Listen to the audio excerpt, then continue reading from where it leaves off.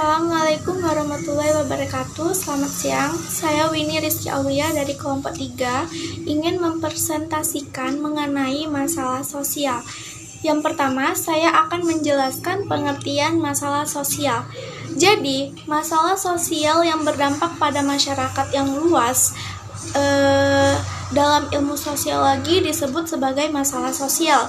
Jadi, kalau ada sesuatu ataupun kondisi yang oleh masyarakat luas itu dianggap sulit, dan kondisi tersebut menimbulkan hambatan atau membahayakan sebagian besar anggota masyarakat.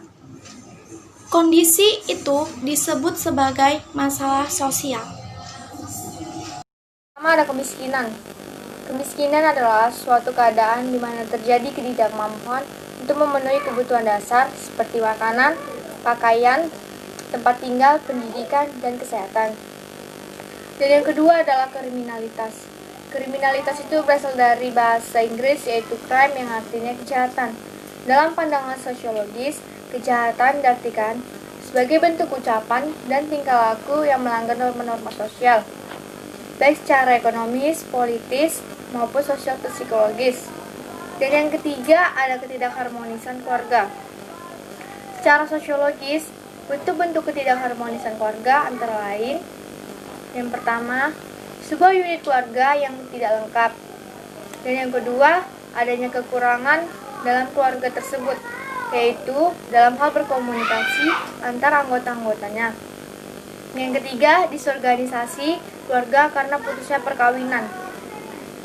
Dan yang keempat, kesenjangan sosial. Kesenjangan sosial adalah salah satu suatu keadaan ketidakseimbangan sosial yang ada dalam masyarakat yang menjadikan suatu perbedaan yang sangat mencolok. Dan fenomena ini mungkin terjadi di hampir semua seluruh negara, termasuk Indonesia. Faktor penyebab terjadinya kesenjangan sosial diantaranya kemiskinan dan kurangnya lapangan-lapangan pekerjaan.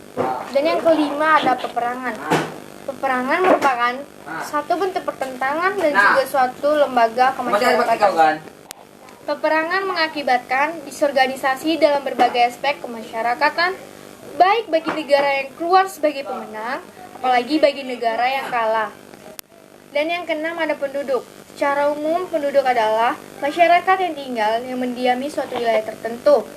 Dan masalah kependudukan bisa terjadi oleh faktor-faktor tertentu. Salah satunya adalah karena perkembangan penduduk yang tidak seimbang. Masalah kependudukan terbagi dalam dua garis besar, yaitu masalah kuantitas dan masalah kualitas. Yang pertama, permasalahan kuantitas diantaranya terbagi menjadi beberapa. Ada jumlah penduduk, kepadatan penduduk, dan komposisi penduduk. Dan yang nomor dua berikutnya ada permasalahan kualitas. Diantaranya ada masalah tingkat pendidikan, masalah kesehatan, dan masalah tingkat penghasilan atau pendapatan.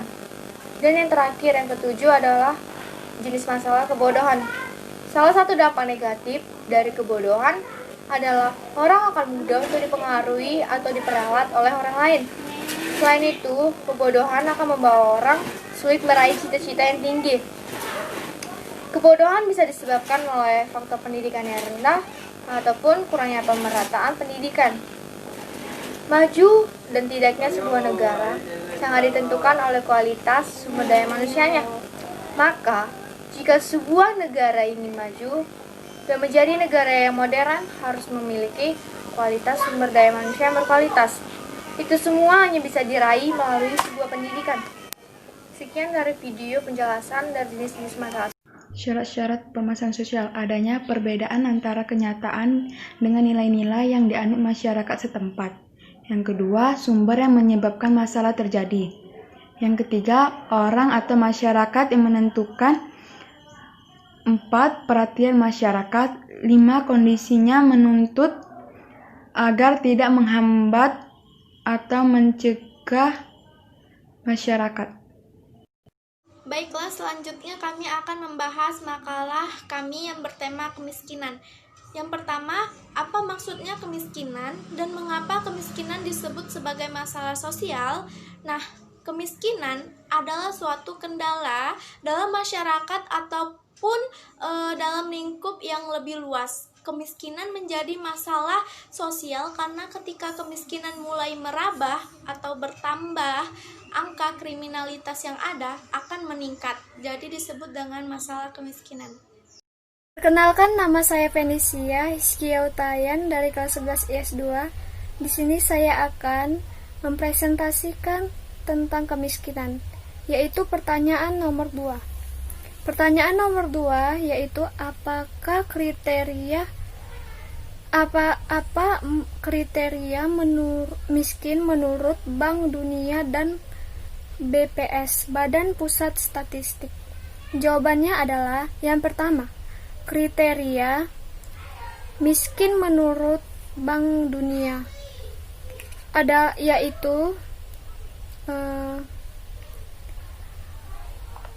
yaitu di mana dapat digunakan oleh Indonesia sebagai sebuah standar dari kemiskinan di dalam suatu daerah dan wilayah pada suatu negara. Dan dalam hal ini,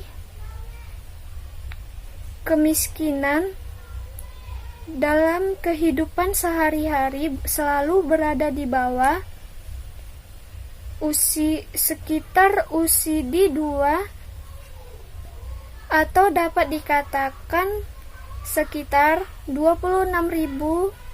Hal ini tergantung B dengan kurs yang terjadi pada saat tertentu. Yang kedua, kriteria miskin menurut BPS, Badan Pusat Statistik. Masyarakat bisa dikatakan miskin apabila dalam rumah tangga memiliki kriteria sebagai berikut. Yang pertama,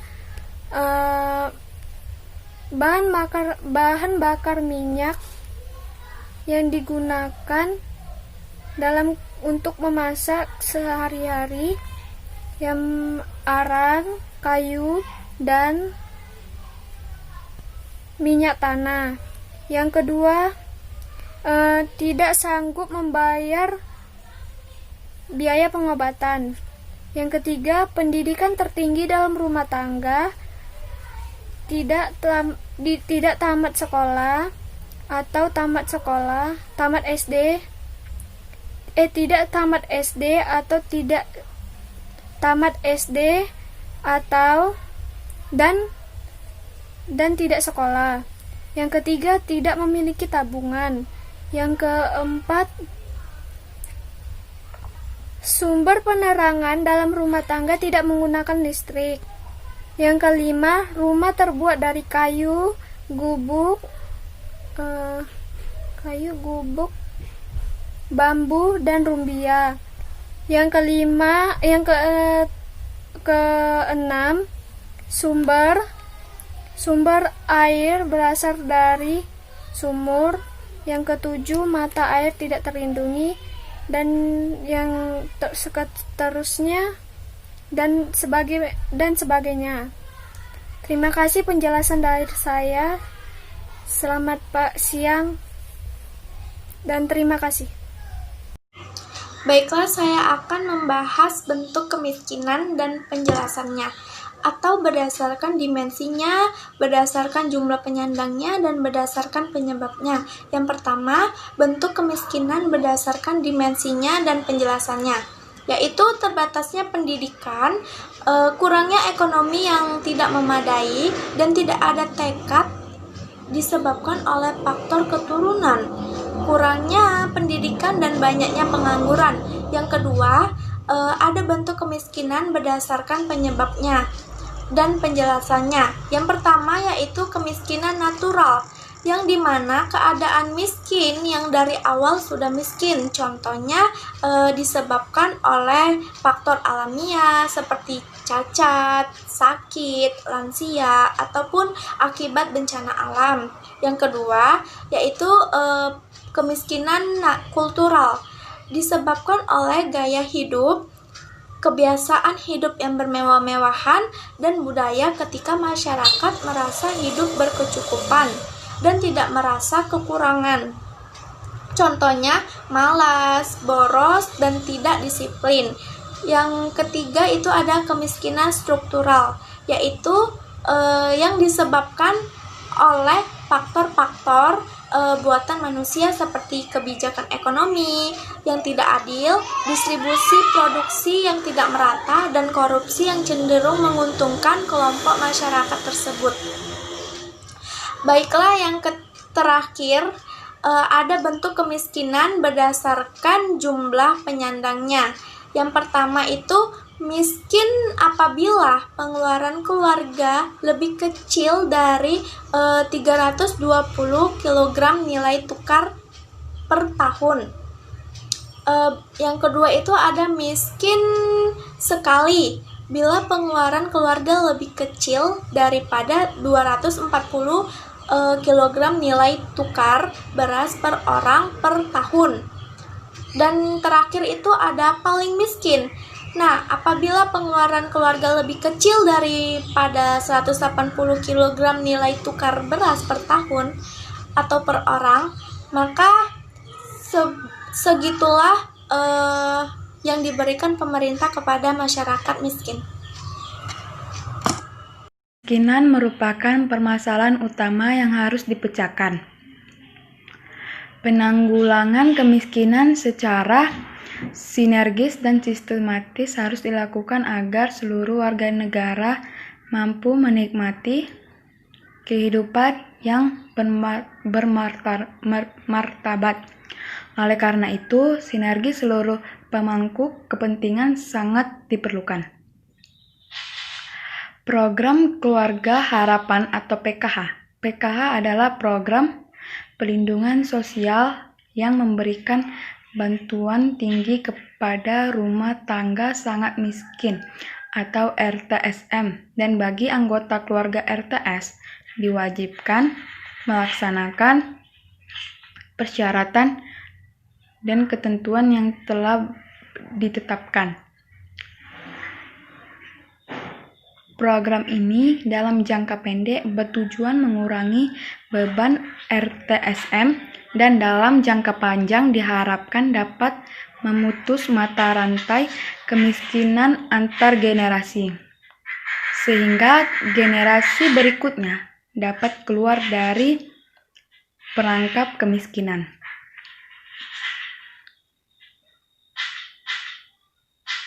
Pelaksanaan PKH juga mendukung upaya pencapaian tujuan pembangunan milenium 5 komponen tujuan MDGs yang akan terbantu oleh PKH, yaitu pengurangan penduduk miskin dan kelaparan, pendidikan dasar, kesetaraan gender, pengurangan angka kematian bayi dan balita, pengurangan kematian ibu melahirkan.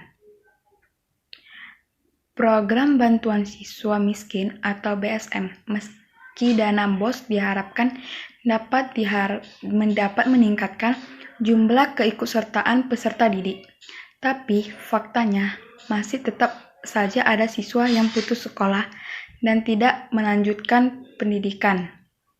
Penyebabnya, para orang tua kesulitan memenuhi kebutuhan pendidikan seperti baju seragam, buku tulis dan buku cetak, sepatu, biaya transportasi, dan biaya lain-lain yang tidak ditanggung oleh dana BOS atau bantuan operasional sekolah.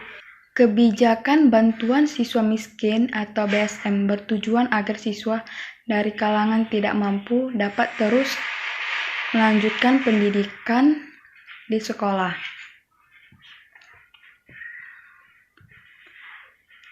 Program ini bersifat bantuan bukan beasiswa, karena jika beasiswa bukan berdasarkan kemiskinan, melainkan prestasi. Dana sebesar 360.000 per tahun diberikan kepada siswa tingkat SD. Dipergunakan untuk keperluan sekolah seperti pembelian buku pelajaran, seragam sekolah, alat-alat olahraga, dan keterampilan, pembayaran transportasi ke sekolah, serta keperluan lain yang berkaitan dengan proses pembelajaran di sekolah. BSM adalah bantuan yang diberikan kepada siswa dari keluarga kurang mampu untuk dapat melakukan kegiatan belajar di sekolah. Bantuan ini memberi peluang bagi siswa untuk mengikuti pendidikan di level yang lebih tinggi.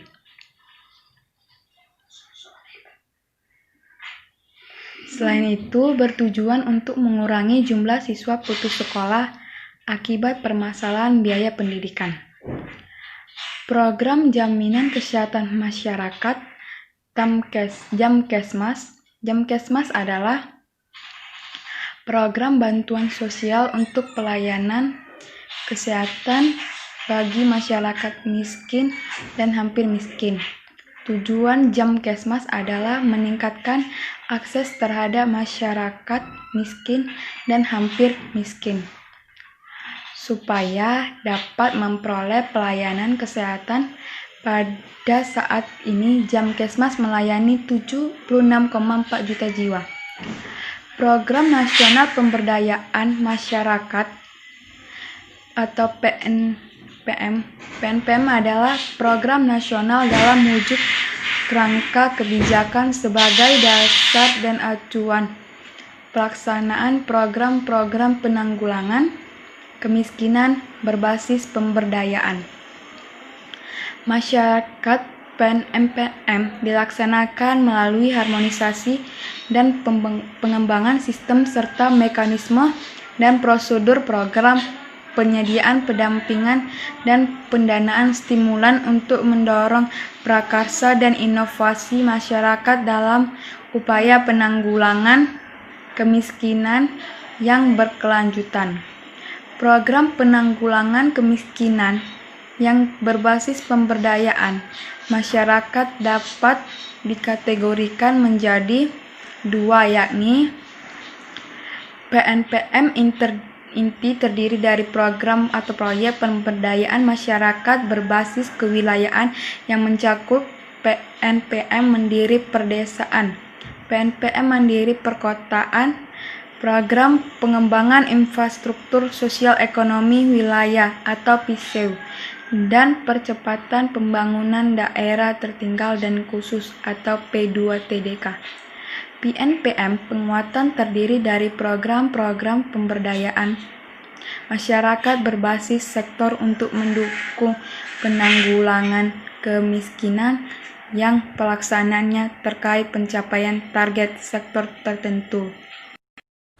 Kondisi faktual kemiskinan di Indonesia semakin meningkat karena dipengaruhi oleh masa pandemi COVID-19. Jumlah penduduk miskin di Indonesia sebelum pandemi COVID-19 sebanyak 25,14 juta jiwa. Sementara jumlah penduduk miskin di Indonesia sesudah COVID-19 sebanyak 26,42 juta jiwa. Penyebab peningkatnya jumlah penduduk miskin di Indonesia dikarenakan menurunnya pendapatan masyarakat sejak pandemi COVID-19 masuk ke Indonesia pada Maret 2020. Selain itu, juga dipengaruhi oleh harga eceran komoditas pokok yang meningkat, misalnya beras, daging ayam, minyak goreng, telur, dan gula pasir. Upaya penanggulangan kemiskinan yang dilakukan pemerintah di masa pandemi COVID-19 yaitu pertama, integrasi penyaluran bansos, yang kedua, update data penduduk, yang ketiga, subsidi administrative purchase, yang keempat, pengelolaan APBN secara cermat, yang kelima, insentif di bidang pertanian, peternakan, dan perikanan. Terima kasih. Di sini saya akan menjelaskan tentang kemiskinan. Yang pertama, jika kamu pemerintah, apa yang akan kamu lakukan untuk menanggulangi masalah kemiskinan di Indonesia berdasarkan penyebab kemiskinannya? Jika saya pemerintah, hal yang harus saya lakukan untuk menanggulangi masalah kemiskinan di Indonesia yaitu dengan cara menciptakan lapangan-lapangan pekerjaan sebanyak-banyak mungkin, untuk semua kalangan, seperti kalangan atas maupun kalangan bawah. Sehingga masyarakat yang tidak mempunyai tamatan sekolah pun bisa bekerja dan bisa mencukupi keluarganya atau mencukupi hidupnya. Sehingga tidak terjadi lagi kemiskinan yang ada di Indonesia ini. Dan berdasarkan penyebab kemiskinannya, penyebab dari kemiskinan yaitu misalnya sebuah pengangguran, kurangnya lapangan pekerjaan, dan mungkin bisa menyebabkan pengangguran di mana-mana, serta kriminalitas yang terjadi di mana-mana yang bisa menyebabkan masyarakat mungkin cenderung bisa melakukan kejahatan seperti kriminalitas. Sekian dari video penjelasan tentang masalah kemiskinan dari kelompok kami. Atas perhatiannya saya ucapkan terima kasih.